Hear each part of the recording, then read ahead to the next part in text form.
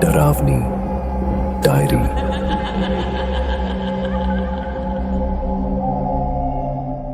इस वीडियो में प्रस्तुत कहानी पूरी तरह से काल्पनिक है और इसका किसी भी व्यक्ति, स्थान या घटना से कोई संबंध नहीं है।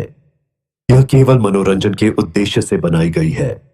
मेरी आपसे बस एक विनती है कि वीडियो को अंत तक पूरा देखें।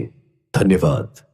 जयपुर की श्रापित हवेली, एपिसोड 5, हवेली का रहस्य और विक्रम का निर्णय। अब तक आपने सुना कि विक्रम कुमार जयपुर की श्रापित हवेली के रहस्यों को सुलझाने के लिए हर कदम बढ़ा चुके थे। उन्होंने देखा था कि हवेली की दीवारों में छिपे हुए राज और काले जादू की शक्ति ने उन्हें और भी गहरे अंधेरे में धकेल दिया था। वह अब अपने अंतिम फैसले तक पहुंच चुके थे। क्या वह इस श्रापित हवेली के रहस्यों को सुलझा पाएंगे या उनकी यात्रा यहीं समाप्त हो जाएगी? आइए जानते हैं इस अंतिम एपिसोड में।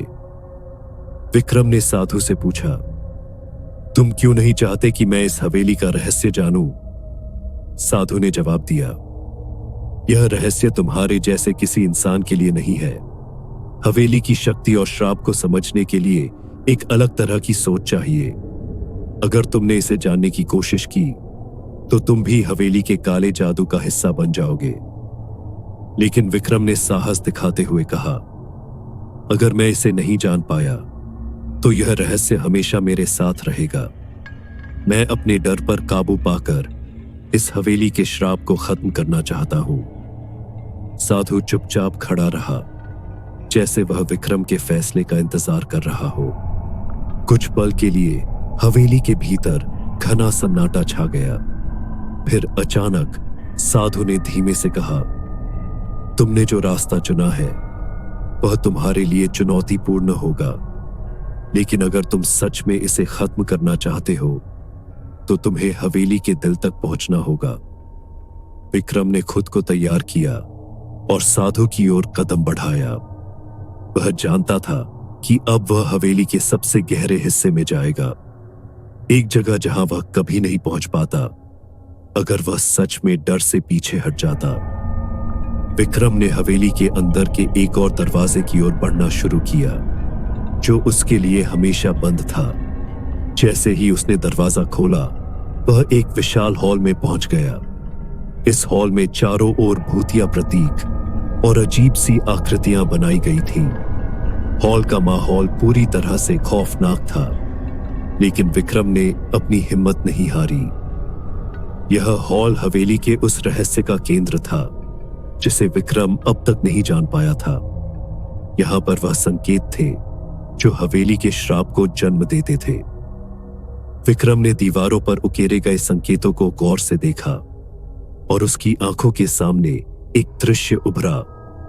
वह दृश्य जिसमें वह साधु और महाराजा एक साथ खड़े थे। विक्रम की आंखों के सामने वह दृश्य साफ हो गया। महाराजा ने उस साधु से एक खतरनाक सौदा किया था।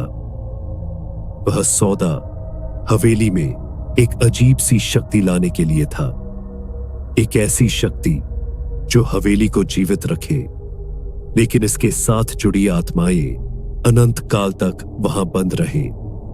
यही वह श्राप था जो इस हवेली पर पड़ा था।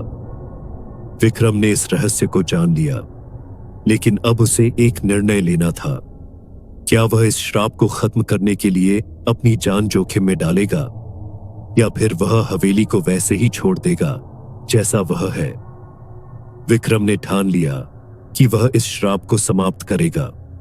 उसने हवेली के अंदर एक पुराना पत्थर देखा जो एक अलौकिक शक्ति का प्रतीक था। वह जानता था कि यह वही पत्थर था जिसे हटाने से हवेली के श्राप को खत्म किया जा सकता था। विक्रम ने उस पत्थर को धीरे से उठाया। जैसे ही वह पत्थर हिला, हवेली में एक गहरी आवाज गूंज उठी।